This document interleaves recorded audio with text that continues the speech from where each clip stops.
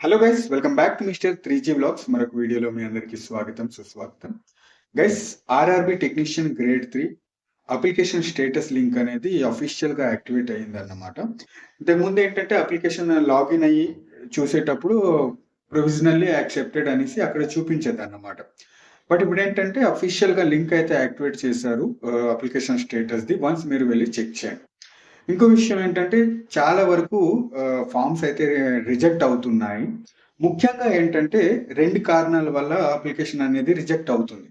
ఒకటేంటంటే photo and అలాగే signature. Photo background బాలేకపోయినా లేదా క్లారిటీగా లేకపోయినా అలాంటి ఫోటోస్ ఉన్న అప్లికేషన్ ఏంటంటే రిజెక్ట్ అవుతున్నాయి. అలాగే సిగ్నేచర్ కూడాని కొంతమంది ఏంటంటే రన్నింగ్ హ్యాండ్ రైటింగ్‌లో కాకుండా అక్షరాలు రాసేయడం, క్యాపిటల్ లెటర్‌లో సిగ్నేచర్ పెట్టేయడం ఇలా చేశారు. అలాంటి అప్లికేషన్స్ కూడాని కొన్ని రిజెక్ట్ అవుతున్నాయన్నమాట. అండ్ ఇంకొకటి రీజన్ ఏంటంటే మెయిన్ రీజన్ అప్లికేషన్ రిజెక్ట్ అవ్వడానికి ఒక్క క్యాండిడేట్ వచ్చేసి 2 అప్లికేషన్స్ పెట్టుకోవడం. ఏంటంటే ఒక క్యాండిడేట్ ఒక అప్లికేషన్ మాత్రమే పెట్టాలి.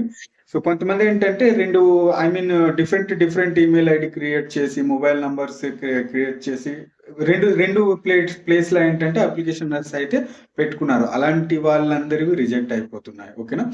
ఇవి కాకుండా వేరే అదర్ రీజన్‌తో ఒకవేళ మీ అప్లికేషన్ రిజెక్ట్ అయ్యి ఉంటే గనక ఒకటి ఫోటో సిగ్నేచర్ కాకుండా ఇంకొకటి ఇలా 2 అప్లికేషన్స్ ఎవరైనా ఒకటి కన్నా ఎక్కువ అప్లికేషన్ పెట్టుకున్నా అలా కాకుండా వేరే అదర్ రీజన్‌తో ఏమైనా మీ అప్లికేషన్ రిజెక్ట్ అయితే గనక తప్పకుండా హెల్ప్ డెస్క్ నంబర్స్ అయితే అక్కడ ఇచ్చారు.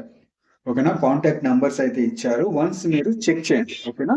వాళ్ళతో కాంటాక్ట్ అయ్యి సార్ ఇలా అన్ని బాగున్నాయి సార్ నా అప్లికేషన్స్‌లో, బట్ నా అప్లికేషన్ అనేది రిజెక్ట్ అయ్యింది అని వన్స్ మీరు వాళ్ళతో మాట్లాడండి. ఓకేనా? మాట్లాడితే గనుక ఒక సొల్యూషన్ అయితే మీకు దొరుకుతుంది అక్కడ. ఓకే. టెక్నికల్ ఇష్యూ వల్ల కూడా కొన్నిసార్లు కొన్ని అప్లికేషన్స్ రిజెక్ట్ అయిపోవచ్చు. టెక్నికల్ ప్రాబ్లమ్ వల్ల కూడా by mistake computer technical problem వల్ల అప్లికేషన్స్ అయితే రిజెక్ట్ అయిపోవచ్చు. సో అలాంటి వాళ్ళు ఎవరైనా ఉంటే గనుక తప్పకుండా హెల్ప్ డెస్క్ నంబర్స్ ఇచ్చారు. వాళ్ళతో కాంటాక్ట్ అవ్వండి. ఓకేనా? బాయ్.